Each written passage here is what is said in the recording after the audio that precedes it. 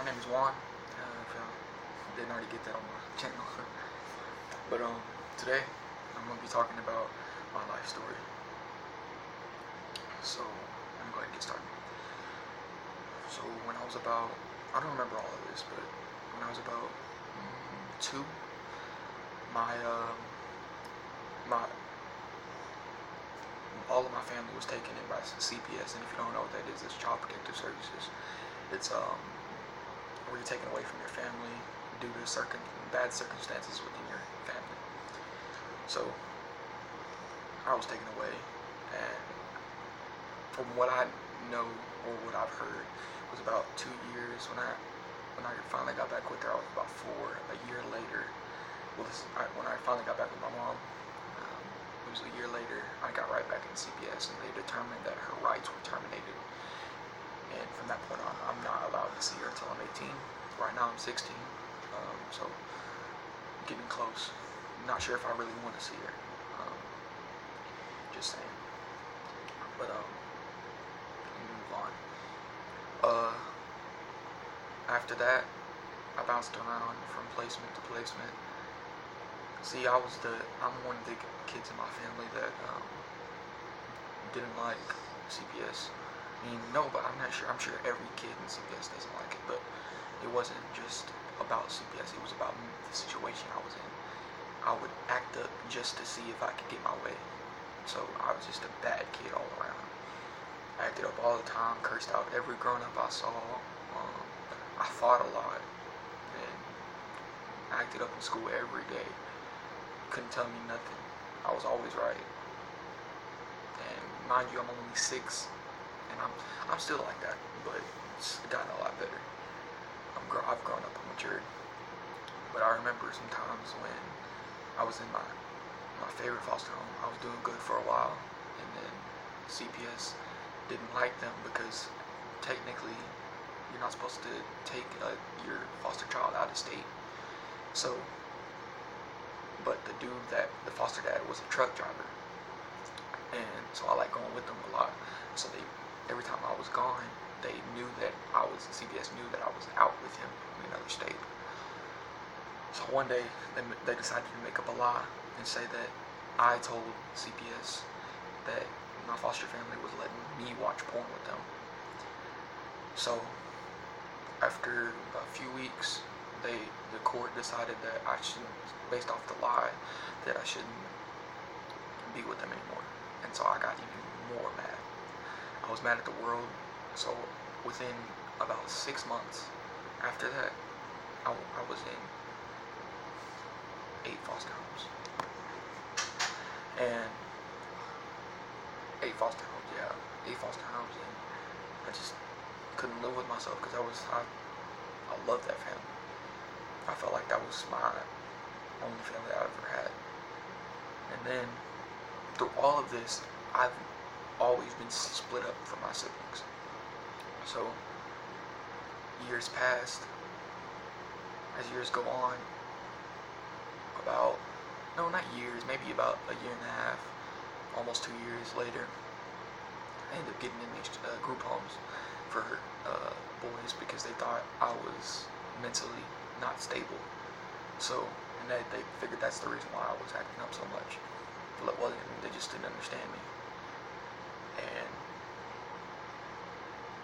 ever since then, I've been in group homes. I'm still in one today. This is a group home that you're witnessing that I'm in right now. This is a group home. So, and I've been doing this for 7 years straight. Only reason why I haven't gone insane yet is because mainly just because I know how to keep my cool. Well, now I do. I used to just fight everybody. And see, that's one thing. I don't know, just when you're in these placements, you have to learn how to protect yourself. Because if you don't, it's just like being in jail. You don't, all is worse. Because when I was about 13, I was in this lockdown facility because my behavior got really bad. I was fighting all the time. Well, this is when I first started learning how to fight. There was this big big kid, and he always picked on me. So after a while, I just started crying about it. But then one day, this new staff, he started working at the facility, and he didn't like bullies, so he taught me how to fight. And then my cousin came, my blood cousin. He did boxing for a little bit, and then he came to the facility because he got locked up, and then they said that he had to be at the facility for a little while until they felt like he could go back home. So he ended up with me in my cottage, and so he taught me how to fight too. And after a while, I just started knocking niggas out, like just fighting all the time. And then, but I do swing slow, so if you can swing fast, you got me. Yeah. But this life isn't for anybody. I mean, it could be, but it's just not. Because if you don't have the right mentality, because I really don't even have the right mentality for this shit. Because if you think about it, if you really think about it, who in the right mind would want to stay in a facility like this? Because now I have no choice. I have to want to stay in these facilities. Because I'm already 16 and who wants to adopt a child like me? That doesn't make any sense. So, just me being me, I just go with it, whatever my caseworker says. Wherever my caseworker says I have to go, I just go. And I just know that this is my life. But I promise you, this life isn't for everybody. And I'm gonna tell y'all something real quick. If you think your life is hard, it's not. Because all of my friends at my school that I go to right now, y'all don't even know what it feels like to be just wanting to kill yourself. Like this is suicide mentality right now. Like I've been through so much shit that I would want to commit suicide. Like you think I want to commit suicide, but I never do that. You know why? Because it's all right here. I'm stable right here. I may not seem like it when I'm around you, because like I'd be acting a fool around my friends. But just you gotta see what other people go through in order for you to understand. You get what I'm saying. Anyways, just know that life is a challenge, but don't ever overestimate your life, because you never know what the other people are going through. Now, I'm gonna give you this one challenge today. I want you to think about your life and think about what others' lives could be, and go and try and help other people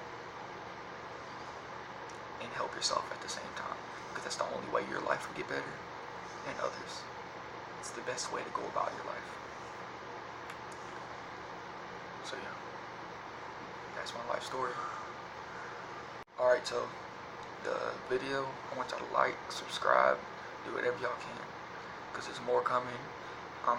This was more of a sad story, but I'm bringing pranks, I'm bringing just a lot of funny shit, because I live in a house with a bunch of goofy ass niggas. So like, just saying, like, just so like and subscribe, and I'll bring more.